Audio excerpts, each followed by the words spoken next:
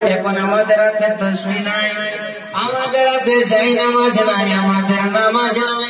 আর বলতেছি খাজা का दामन नहीं छोड़ेंगे, गोश्त का दामन नहीं छोड़ेंगे, আর নামাজ नहीं पढ़ेंगे।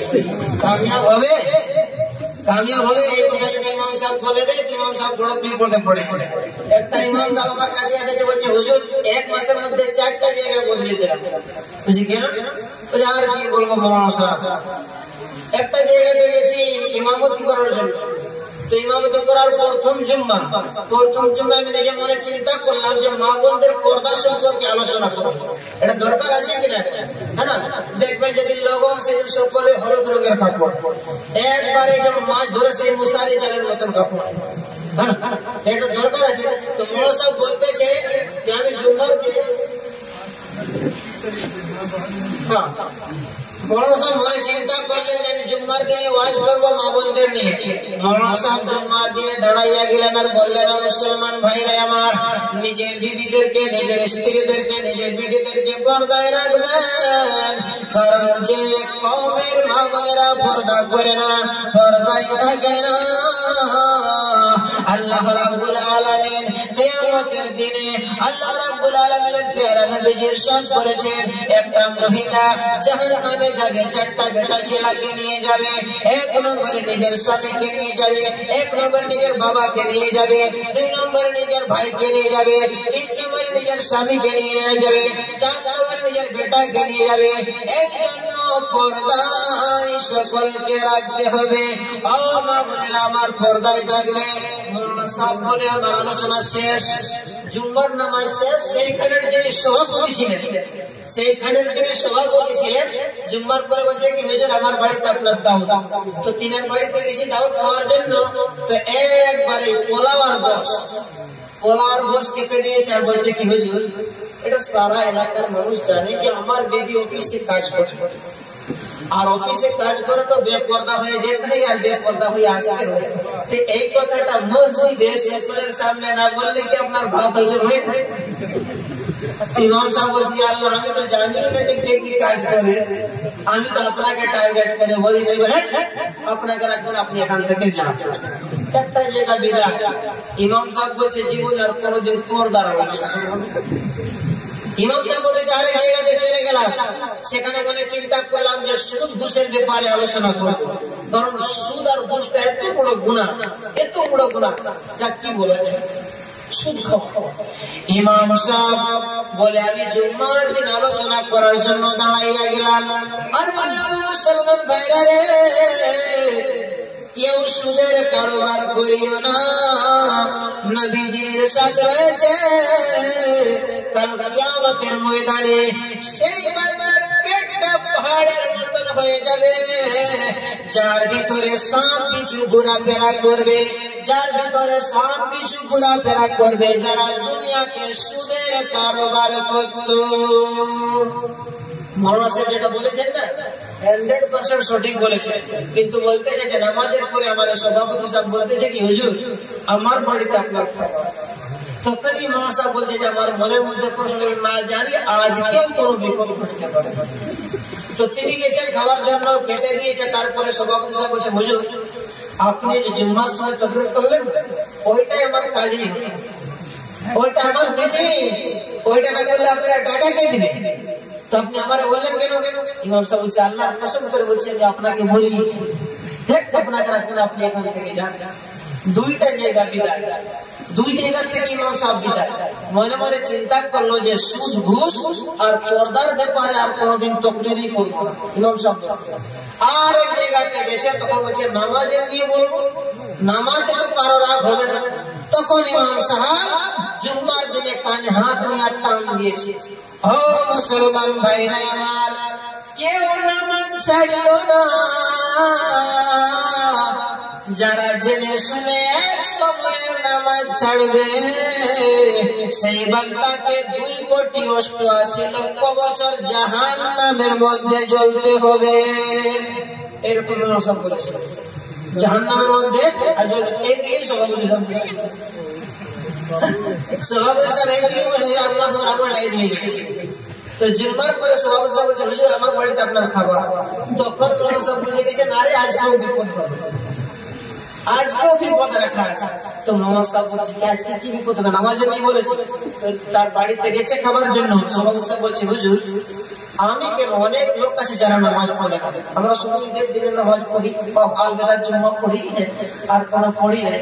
তো আপনি যে নামাজে মসজিদের মধ্যে নামাজের সময় আমার দিকে ইশারা করে করে আমাকেই বলতেছেন।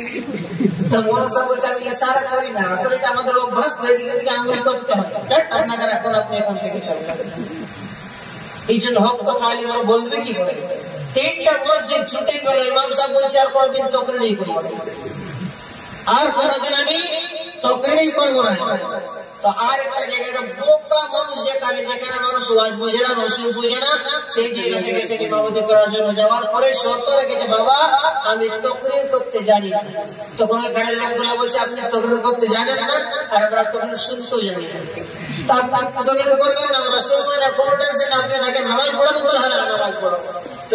দিনে ইমাম সাহেব নামাজ পড়াতে দাঁড়াইছে, আর ইমাম সাহেব কেরাত করতেছেন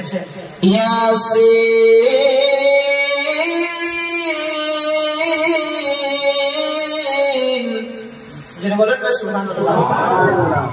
তো ওই গ্রামে একটা লোকের নাম ছিল ইয়াসিন।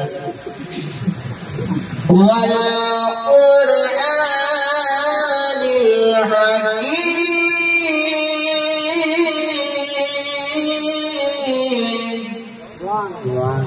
আর একটা লোকের নাম ছিল ইন্নাকা লামিনাল মুরসালিন।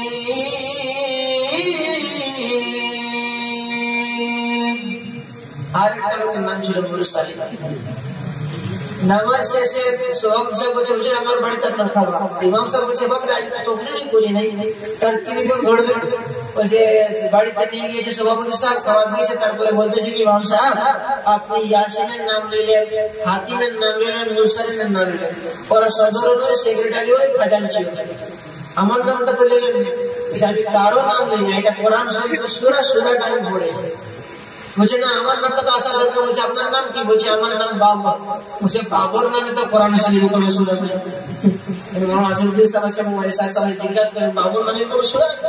সূরা বাকরা আছে, সূরা আলে ইমরান আছে, সূরা নিসা আছে, সূরা কাউসার আছে, সূরা ইখলাস আছে, সূরা রহমান আছে, সূরা তাহা আছে, সব সূরা আছে। বাবর নামে কোনো সূরা নেই। তো বলছে না আবু জুমায় আমার নামটা নিতে হবে। বলছে না নামাজের মধ্যে তো কোনো ভেজাল করা যাবে না। তো যাই হোক ইমাম সাহেব দিন কাটতে লাগলো, আর সভাপতি বলছে আমার তো জুম্মার দিনে নাম নেবে। তো জুম্মার দিনে একদিন, 2 দিন, 3 দিন করতে করতে 1 সপ্তাহ পার হয়ে গেছে। জুম্মার দিনে ইমাম সাহেব দোয়া করছে আল্লাহ তোমার দরবারে দোয়া করি বাবর যেন নামাজ পড়তে না আসে। কিন্তু আল্লাহর কুদরত যে বাবর সব চাইতে আগে চলে গেছে, সাদা সাদা কাপড় পরে ইতর লাগাইয়া চলে গেছে। হ্যাঁ ইমাম সাহেব তাইলে আজকে ইয়াদ আছে? ইমাম সাহেব বলছে হ্যাঁ ইয়াদ আছে। তাইলে একটু শোনা, যদি ইয়াদ আছে তো শোনা। ইমাম সাহেব বলছে এখানে বসে শোনা আছে। তো 3টা নামাজি পাশে বসা ছিল আর বাবরও বসে গেল। এখন জুম্মার নামাজ হয় না, আজান হয়। ইমাম সাহেব বলছে কি আমি যেটা আপনার জন্য বলবো সেটা হলো এটাই, ইয়া আইয়ুহাল বাবর ইন্নাকা আনতা জাহিল ওয়া আবুকা হিমার ওয়া আনতুমুল জাহিলুন।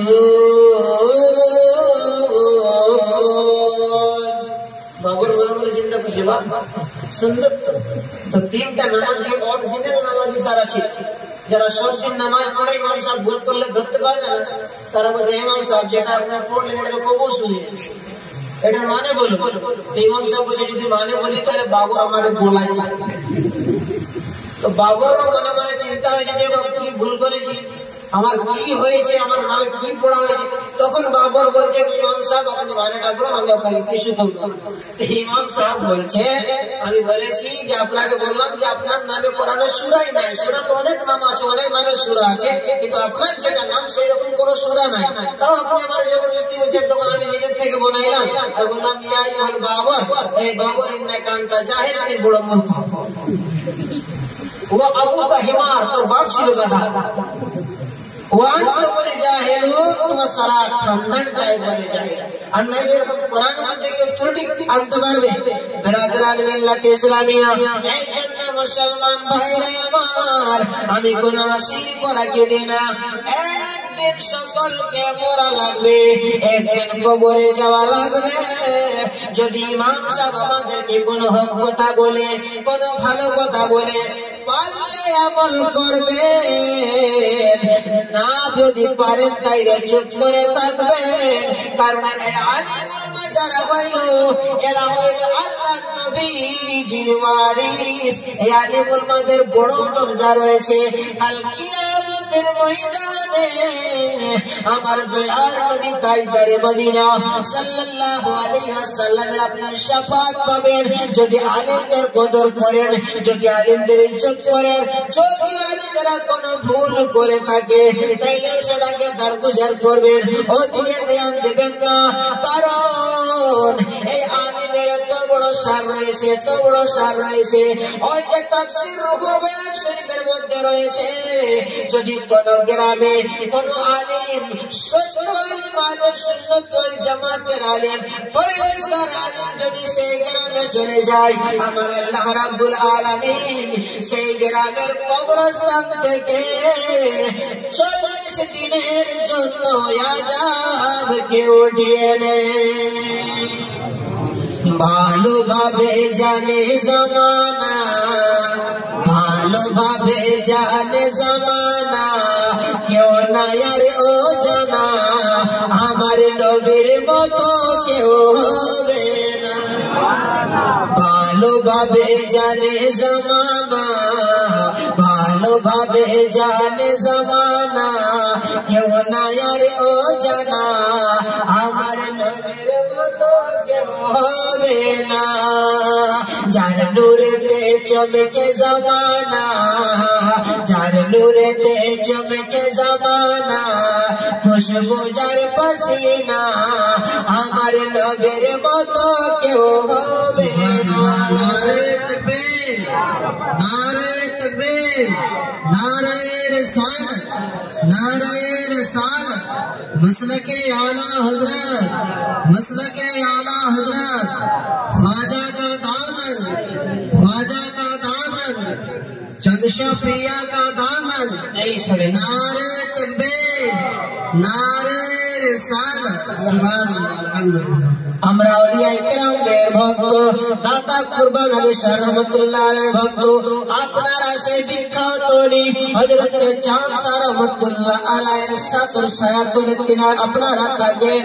যারা ওলিদের সঙ্গে থাকবে তাদের বড় দরজা রয়েছে। আমার আল্লাহ রাব্বুল আলামিন পবিত্র কোরআন শরীফে ডাক দিয়ে বলেন, ইয়া আইয়ুহাল্লাযীনা আমানু তাকুল্লাহ, হে বান্দারগণ, বান্দা বান্দীরা, তোমরা আল্লাহকে ভয় করো এবং যারা সত্য তাদের সঙ্গে হয়ে যাও। সত্য কারা? যারা নবীগণ তারা সত্য, সত্য কারা? যারা সিদ্দিক তারা সত্য, সত্য কারা? যারা শুহাদায়ে কেরাম তারা সত্য, সত্য কারা? যারা আউলিয়ায়ে কেরাম তারা সত্য। দাই হালিমার ঘরে খোদার নূর এসেছে, দাই হালিমার ঘরে খোদার নূর এসেছে, সেই নূরেতে সারা জাহান চমকে গিয়েছে, সেই নূরেতে সারা জাহান চমকে গিয়েছে।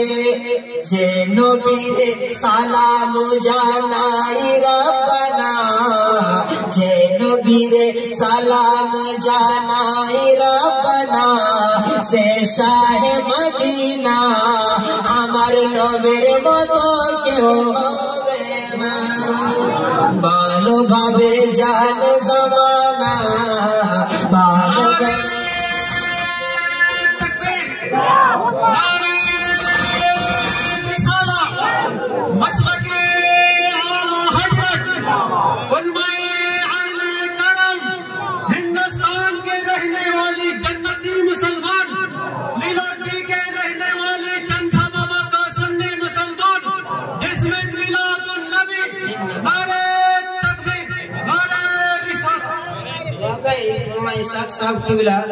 যেমন বলেছিলেন তার চাইতে আমি বেশি এখানে জিয়া ভাই পড়তে যাবে এখানে বলছি আমরা পয়সাটা রাখতে রাখতে ঠকে গেছি, কিন্তু এখানে মানুষ দিতে ঠকে না। আল্লাহ তাআলার দরবারে দোয়া করব মাবুদ পরওয়ারদিগারে আলম খুন পসিনার কামাই এরা নবীজির মহব্বত দিয়েছে আল্লাহ গো, যেদিন এরা সে অন্ধকার কবরে যাবে সেই দিন কবরটাকে নূর নবীজির নূরে উজালা করে দিও। যখন নবীর দিওয়ানা কবরেতে যায়, যখন নবীর দিওয়ানা কবরেতে যায়, দয়ার নবীর জলওয়া সে কবরে দেখতে পায়। ফেরেশতাকে বলেন তোমরা জলদি উঠাও না, ফেরেশতাকে বলেন তোমরা জলদি উঠাও না, এলো মোর শাহে মদিনা, আমার নবীর মতো কেউ হবে না। ভালোভাবে জানে জামানা, ভালোভাবে জানে জামানা, কেউ না আর ও জানা, আমার নবীর মতো কেউ হবে না। জোরে জোরে বলেন সুবহানাল্লাহ। আপনাকে কয়েকবার আমি সুবহানাল্লাহ বলাইলাম, জিয়া ভাই বলালেন, মোয়াজ্জেজ সাহেব, নাসিরুদ্দিন সাহেব, আমার ভাইজানরা বলাইলেন। একবার সুবহানাল্লাহ বললেন 90টা নেকি হবে। একবার সুবহানাল্লাহ যদি 90টা নেকি হইতো, আপনি তো কয়েকবার বললেন। আজকের রাতে